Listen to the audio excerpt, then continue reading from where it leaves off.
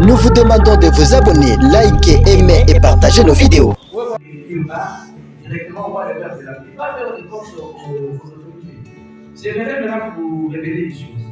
Une détermination sans relâche, observée dans le chef de la coordination du réseau des organisations des jeunes du Tanganyika, Jeunes Solidaires. Le marathon de capacitation des jeunes continue avec l'enchaînement des ateliers. Plusieurs jeunes ont pris part active à un forum organisé à leur intention sur le thème vulgarisant le plan d'action national de la résolution 2250 en abrégé PAN 2250 du Conseil de sécurité des Nations Unies sur l'agenda jeunesse, paix et sécurité.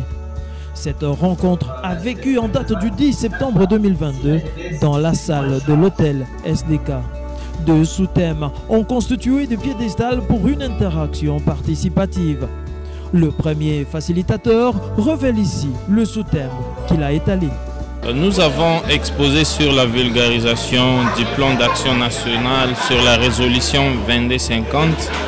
Résolution 2250 qui est un document juridique de grande envergure au niveau international. Document lequel parle de la non-subsidiarité de la jeunesse.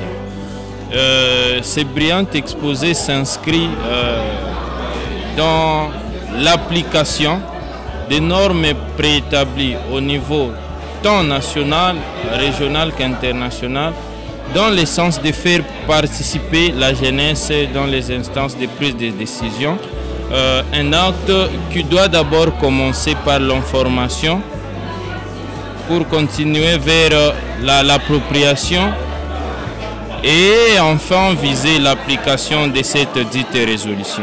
Le deuxième intervenant déballe l'intitulé de son intervention en ces termes. Nous avons été conviés à cet atelier pour parler sur la démocratie et principes de gouvernance politique. Et nous pensons que la démocratie, comme l'a dit l'un des auteurs, un éminent journaliste Daniel, qui a dit que la démocratie c'est d'abord un idéal.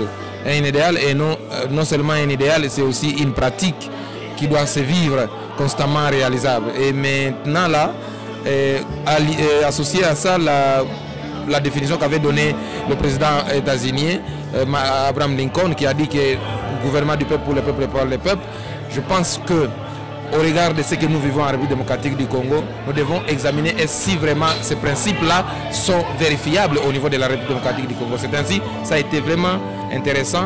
Nous avons aimé les questions qui nous ont été posées et moi je pense que c'est vrai que nous n'avons pas satisfait tout le monde, mais nous avons quand même échangé sur l'essentiel. La séance du jour a connu une particularité, c'est la présence de M. Joseph Mulunda, ancien candidat gouverneur, et pour clore, le coordonnateur de ROJT, Maurice Kabange, a placé un mot de remerciement. Comme le projet Tofaulo Pamoja est en train de vulgariser la résolution 2250, mais aussi avec l'avènement du plan d'action national de la résolution 2250, il a été pour nous important d'inviter aujourd'hui plus de 100 jeunes afin de vulgariser ces documents qui est d'importance capitale dans la vie juvénile.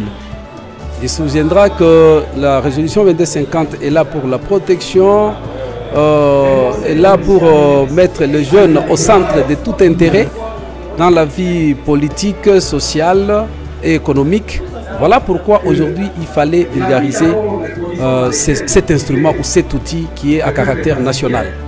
Je ne peux pas terminer mon speech sans remercier l'ambassade de Suède qui est financier de ce projet Tofaulo Pamoja, d'ailleurs que j'appelle un projet fédérateur, un projet sauveur.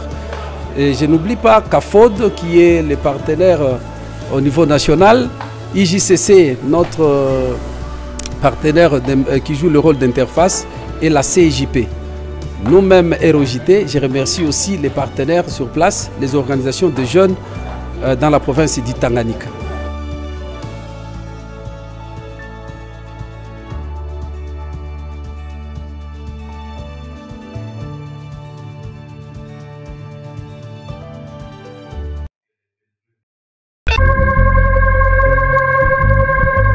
Nous vous demandons de vous abonner, liker, aimer et partager nos vidéos.